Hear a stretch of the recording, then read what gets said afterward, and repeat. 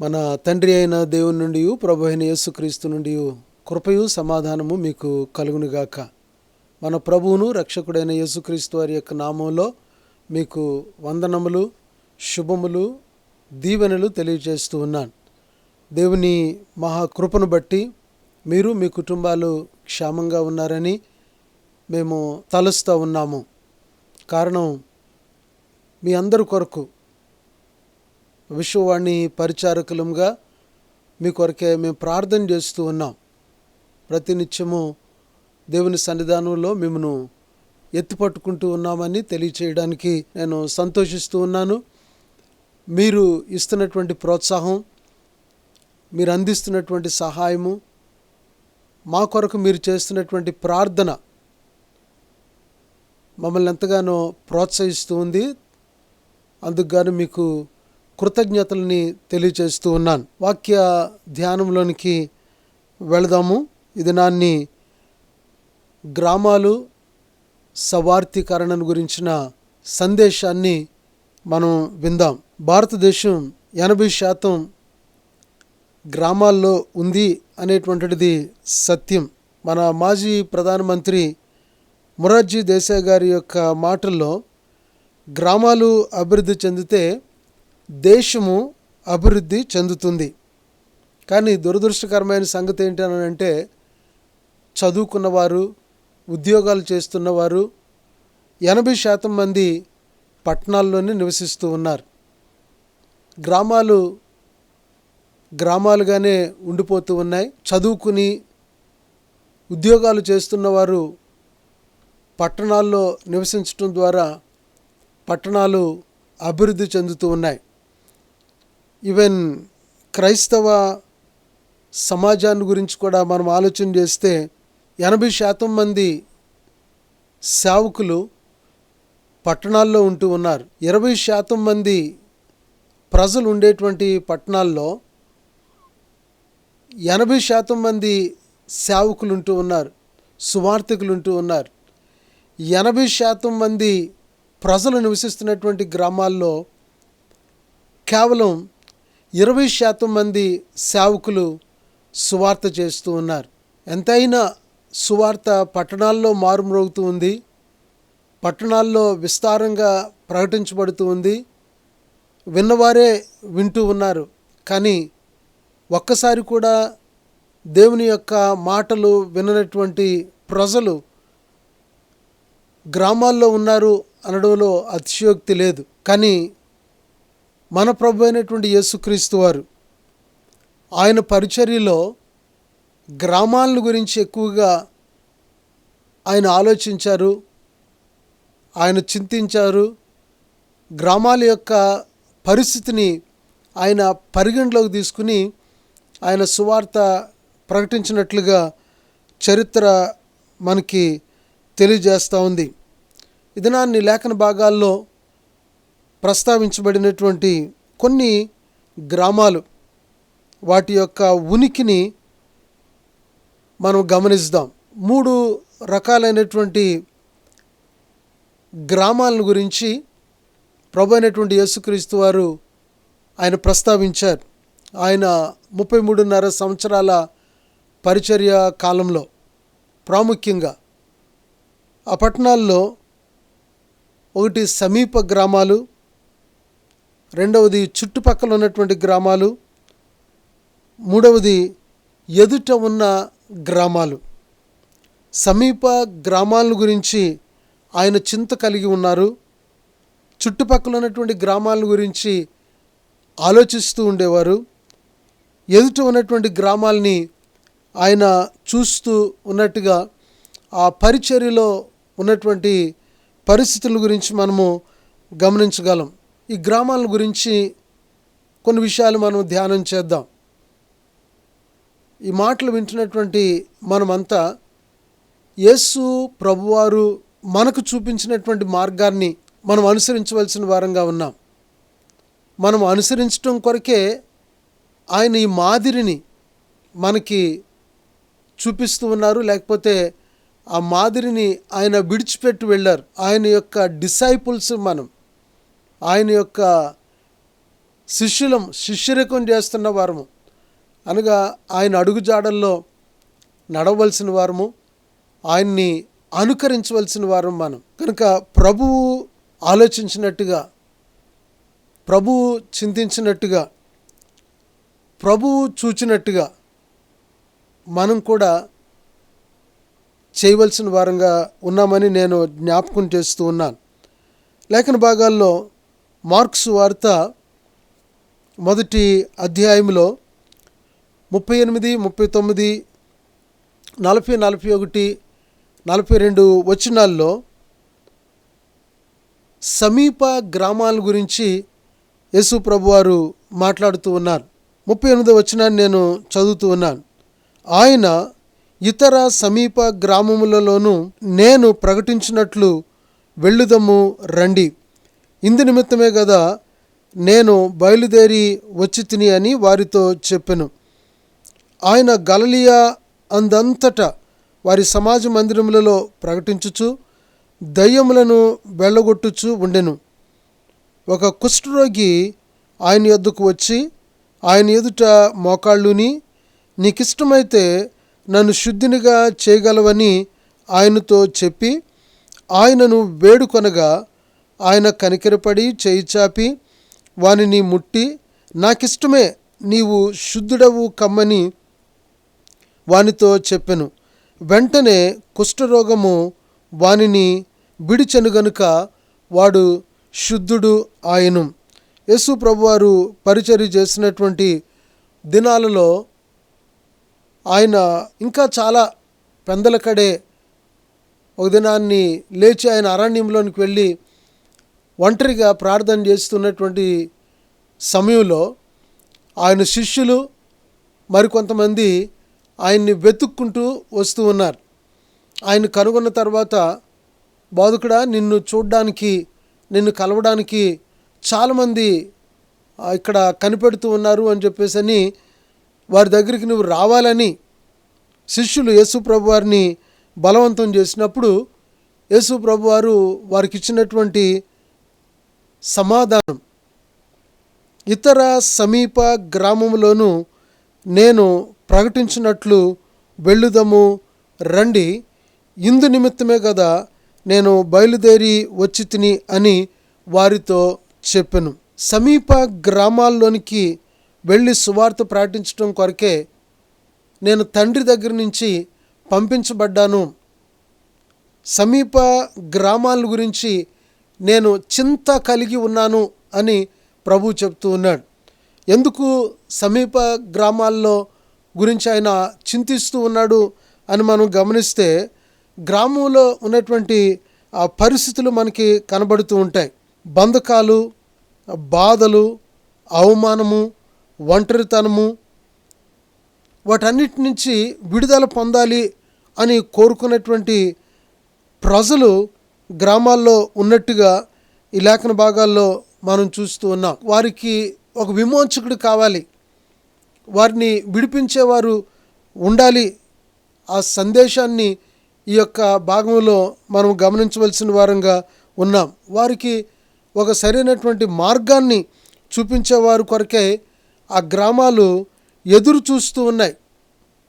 ప్రస్తుత పరిస్థితులను కూడా మనం గమనిస్తే ఇలాంటి సందర్భాలే మనకి కనబడుతూ ఉంటాయి. ఆయన ఆ గ్రామాల్లో సంచారం చేస్తూ సువార్తని ప్రకటిస్తూ ఉన్నటువంటి సందర్భాల్లో ఒక కుష్ఠరోగి ఆయన దగ్గరకు వచ్చాడు.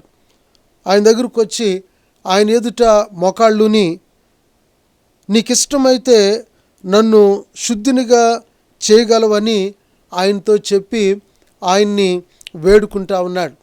కుష్ఠరోగి మనకి ఎవరిని సూచిస్తూ ఉన్నాడు అని మనం ఆలోచన చేస్తే, విసర్జించబడిన వారిని, వెలివేయబడిన వారిని, అంటరానటువంటి వారిని, ఒంటరితనంతో కుమిలిపోతున్నటువంటి వారందరినీ కూడా ఈ కుష్ఠరోగి చూపిస్తూ ఉన్నాడు. వారందరికీ ఈ కుష్ఠరోగి అద్దం పడుతూ ఉన్నాడు. ఆ కుష్ఠరోగి కోరుకుంటా ఉన్నాడు ఏంటనంటే, తనకున్నటువంటి పరిస్థితుల నుంచి తను బయటపడాలని. ప్రతి ఒక్కరూ అసహించుకుని చేదరించుకునేటువంటి ఆ భయంకరమైన ఆ వ్యాధి నుంచి ఆ పరిస్థితి నుంచి తను బయటికి రావాలని కోరుకుంటా ఉన్నాడు. అందుకనే ప్రభు దగ్గరికి వచ్చాడు. ఆయన ప్రభు దగ్గరికి వచ్చి, నీకు ఇష్టమైతే నన్ను శుద్ధినిగా చేయగలవు. పూర్వపు దినాల్లో ప్రత్యేకించి ధర్మశాస్త్ర కాలంలో కుష్ఠరోగాన్ని గురించినటువంటి సంగతుల్ని మనం గమనిస్తే అత్యంత ఘోరమైనటువంటి వ్యాధి ఏదైనా ఉంది అనంటే అది కుష్ఠరోగమే. ఈ దినాల్లో దానికంటే ఘోరమైనటువంటి వ్యాధుల్ని మనం వస్తూ ఉన్నాం. కానీ అప్పట్లో కుష్ఠరోగము అత్యంత నిషేధితమైనటువంటి వ్యాధిగా పరిగణించబడేది. మనుషులు ఎవరు వారితో మాట్లాడడానికి వీల్లేదు.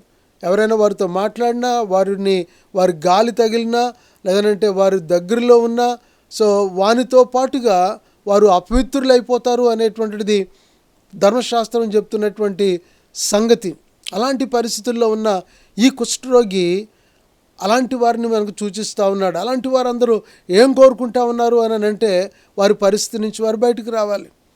ఇక్కడ ఆయన అంటా ఉన్నాడు, నన్ను శుద్ధినిగా చేయగలవు నువ్వు. యేసు ప్రభు అంటా ఉన్నాడు, ఇందుకొరకే నేను వచ్చాను. నాకు ఇష్టమే, నేను శుద్ధినిగా చేయడం కోసమే, నిన్ను విడిపించడం కోసమే, నీకు ఒక మంచి జీవితాన్ని ప్రసాదించడం కోసమే, నీ యొక్క ఈ బహుభయంకరమైనటువంటి రోగం నుంచి నేను విడిపించడం కోసమే నేను వచ్చాను. నాకు ఇష్టమే, నీవు శుద్ధుడవు కమ్ము. ఇది గ్రామాల్లో ఉన్నటువంటి పరిస్థితి. నేటి దినాల్లో కూడా గ్రామాలు దీనికి నిదర్శనంగా నిలబడుతూ ఉన్నాయని నేను జ్ఞాపకం చేస్తూ ఉన్నాను. అందుకనే ప్రభు అయినటువంటి యేసుక్రీస్తు వారు సమీప గ్రామాల గురించి ఆయన చింత కలిగి ఉన్నాడు. నీవు నేను కూడా మన సమీప గ్రామాల గురించి మనం చింత కలిగి ఉండవలసిన వారంగా ఉన్నాం. సమీప గ్రామాల్లో ఉన్నటువంటి పరిస్థితుల గురించి, వారి యొక్క విమోచన, వారి యొక్క విడుదలను గురించి మనము ఆలోచించవలసినటువంటి బాధ్యత సంఘం పైన ఉంది. దేవుని చేత దీవించబడిన, రక్షించబడిన మనపైన ఉంది అనే విషయాన్ని నేను జ్ఞాపకం చేస్తూ ఉన్నాను. ఒరిస్సా రాష్ట్రంలో ఉన్నటువంటి ఆ కొండ ప్రాంతాల్లో డోంగ్రియా కోండ్ అనే తెగ ప్రజలు నివసిస్తూ ఉన్నారు. వారు సమాజానికి, మనుషులందరికీ చాలా దూరంగా ఉండేటువంటి ప్రజలు. వారిని గురించి ఎక్కువ మందికి తెలీదు. వారు చాలా అటవిక ప్రజలు, అనాగరికులైనటువంటి ప్రజలు. ఒడిశాలోని నీమగిరి కొండల్లో, దట్టమైనటువంటి అడవుల్లో వారు నివసిస్తూ ఉన్నారు. నీమం అనేటువంటి రాజు అనగా కొండని వారు ఆరాధిస్తూ, వారు ఆ దేవుణ్ణి, నియామరాజుని వారు పూజిస్తూ ఉన్నారు. వారికి ఏమీ తెలియదు. అంధకారంలో ఉన్నారు, అనాగరికులుగా ఉన్నారు, వెలివేయబడిన వారుగా, విసిరివేయబడిన వారుగా ఉన్నారు. వారి కొరకు చింతించేవారు ఎవరున్నారు? వారి కొరకు ఆలోచించేవారు ఎవరున్నారు? ప్రార్థన చేయండి. వారి మధ్య సర్వే జరుగుతూ ఉంది. దేవుని చిత్తమైతే ఈ సంవత్సరంలో వారి మధ్య విశ్వవాణి ద్వారా పరిచర్య చేయాలని ఆలోచన కలిగి ఉన్నాం. విశ్వవాణి యేసు ప్రభు వారు చూపించిన మార్గంలో నడుస్తూ వారి కొరకే చింత కలిగి ఉందని నేను జ్ఞాపకం చేస్తున్నాను. వారి మధ్యలోనికి సువార్థికులు వెళ్ళాలి, సువార్త ప్రకటించాలి అనేది విశ్వవాణి యొక్క ఆశ ఉన్నదని నేను జ్ఞాపకం చేస్తూ ఉన్నాను. రెండవదిగా చుట్టుపక్కల గ్రామాల్లో ఉన్నటువంటి పరిస్థితిని మనం గమనిస్తే అనేక రకాలైనటువంటి దయ్యముల చేత పీడించబడుతూ, రోగముల చేత మొత్తబడి బహుభయంకరమైనటువంటి దుస్థితిని అనిపిస్తున్నటువంటి పరిస్థితులు ఆ చుట్టుపక్కల ఉన్నటువంటి గ్రామాల్లో.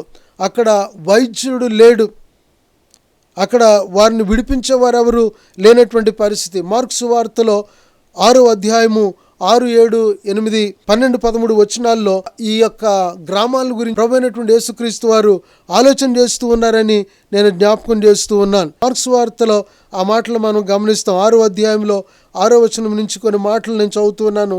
ఆయన చుట్టుపట్ల ఉన్న గ్రామాలకు తిరుగుచు బోధించుచుండెను. ఆయన 12 శిష్యులను తన యొద్దకు పిలిచి వారిని ఇద్దరినిగా పంపుచు అపవిత్రాత్మల మీద వారికి అధికారం ఇచ్చి వారిని పరిచర్య కొరకు పంపిస్తూ ఉన్నాడు.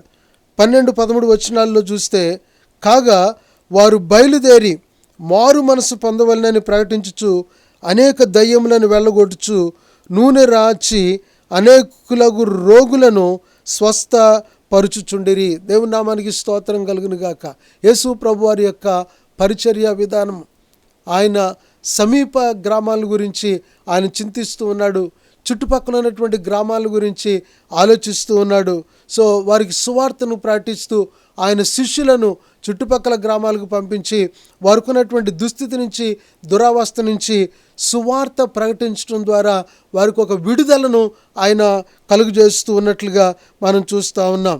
సమీప గ్రామాలు, ఎదుట ఉన్నటువంటి గ్రామం, మీ ఎదుట ఉన్నటువంటి గ్రామం. లూకా సువార్త 19వ అధ్యాయము 30వ వచనంలో ఆ భాగాన్ని మనం చూస్తాం.